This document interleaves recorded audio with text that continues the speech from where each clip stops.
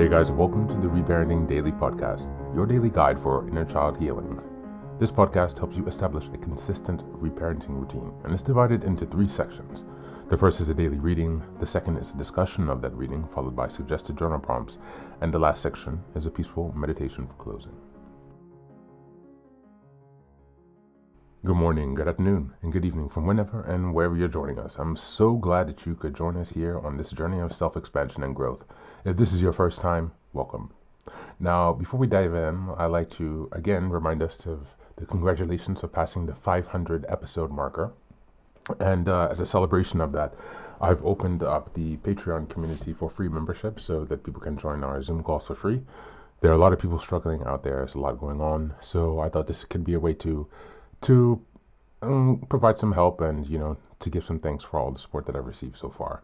You can also choose if you'd like to be a paid Patreon member, and that will help me to subsidize some of the costs and expenses that I have for this project. I'm still running this out of my own pocket, so it's about $2,000 to $5,000 a year that it costs me to produce this actually. So I'm not really making money from this. It's something that I'm doing for myself and hopefully to be able to help others. And so I'm coming from a genuine place here. The second thing that I'd like to remind you is that you can also find the Reparenting Daily Journal. You can purchase that on Amazon. It's another way to support the podcast. It's under $20. And it basically allows you to follow along with all of the monthly and weekly themes. It gives you space to keep your notes. And yeah, if you join the team or the Zoom calls, it might be a great way for us to all stay aligned and be working together. The last thing I'd like to give you a head up on is the Fairy Tales for Reparenting Daily series. As I mentioned earlier, I've had some editing issues with that because in the springtime, the end of spring, I did some reworking to structure those into certain themes. So like the beginning, middle, and end of the hero's journey.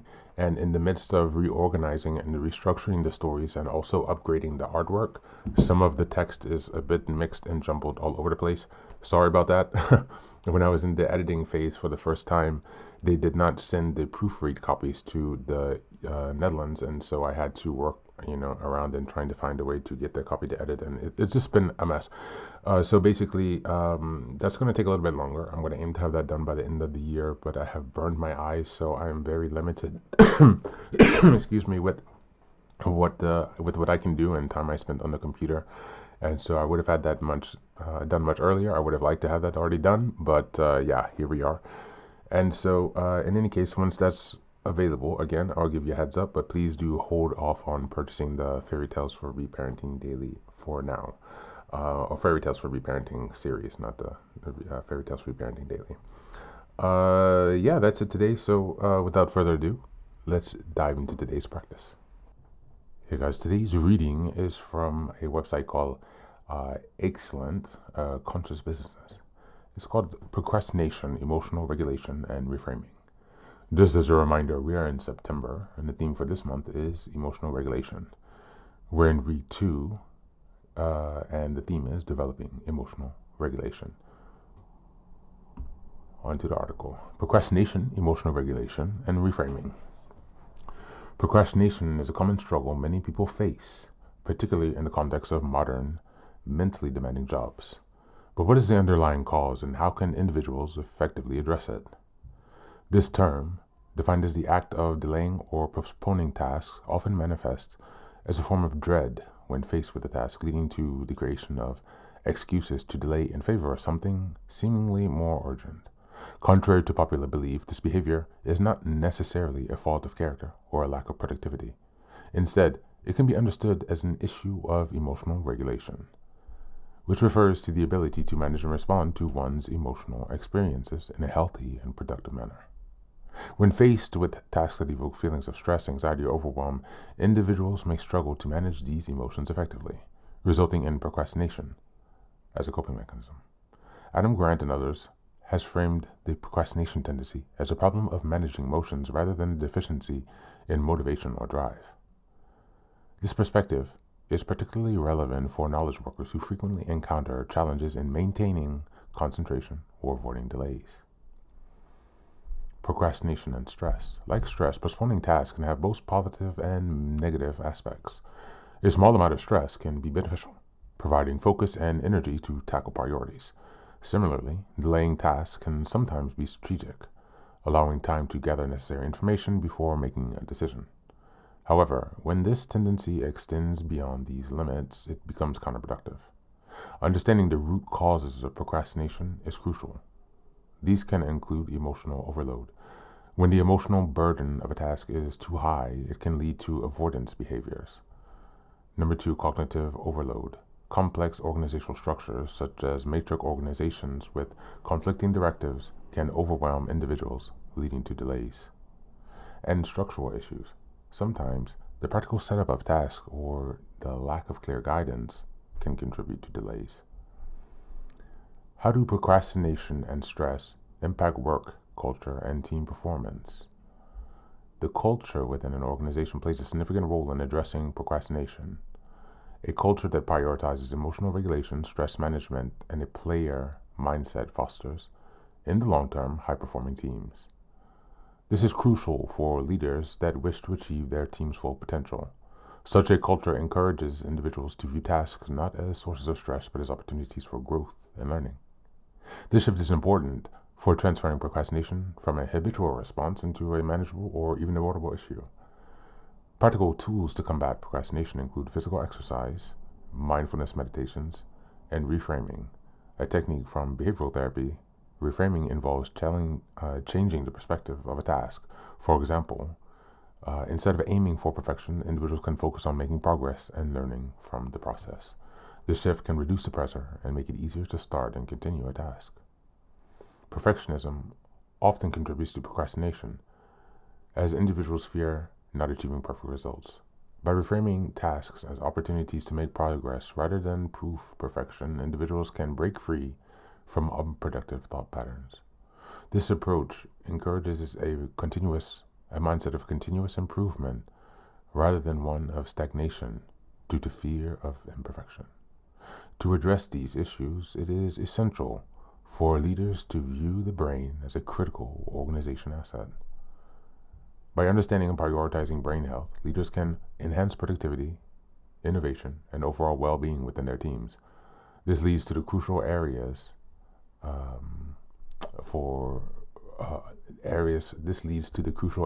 focus for brain health. Thank you, and that's the reading for today.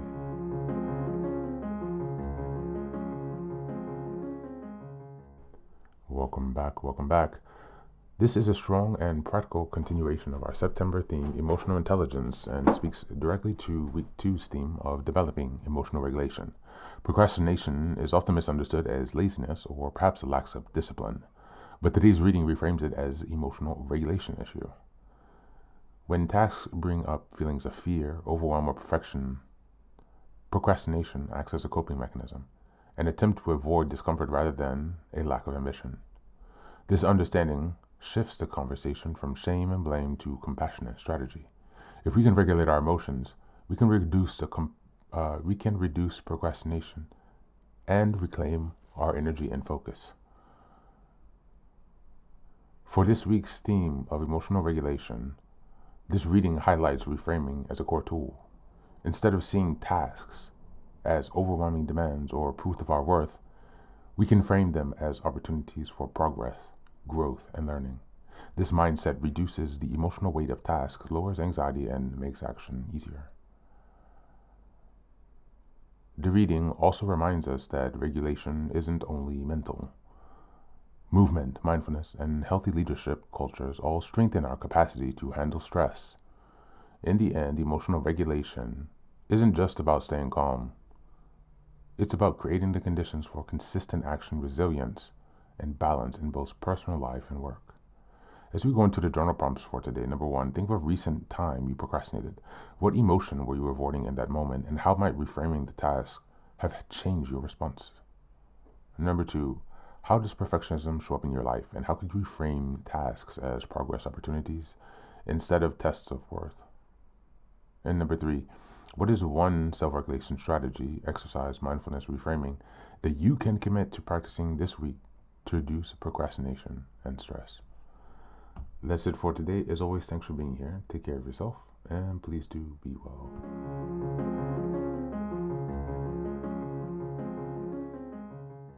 Welcome back. Now, this is the third and final section of the daily podcast. This is your silent meditation. Please go ahead and find a space where you can be comfortable and undisturbed, where you can relax and spend some time with yourself for this 10-minute silent meditation. You can choose to be sitting, standing, lying down, or in whatever position makes you comfortable today. Take a moment to simply be with yourself. Focus on your breath and gently connect with each part of your body. If thoughts arise, don't let them overwhelm you. Just observe them without attachment. Imagine them as leaves drifting down atop a river, passing by without needing your engagement. Stay present, grounded, and open to this moment, no matter what time you are listening and practicing this meditation. Namaste.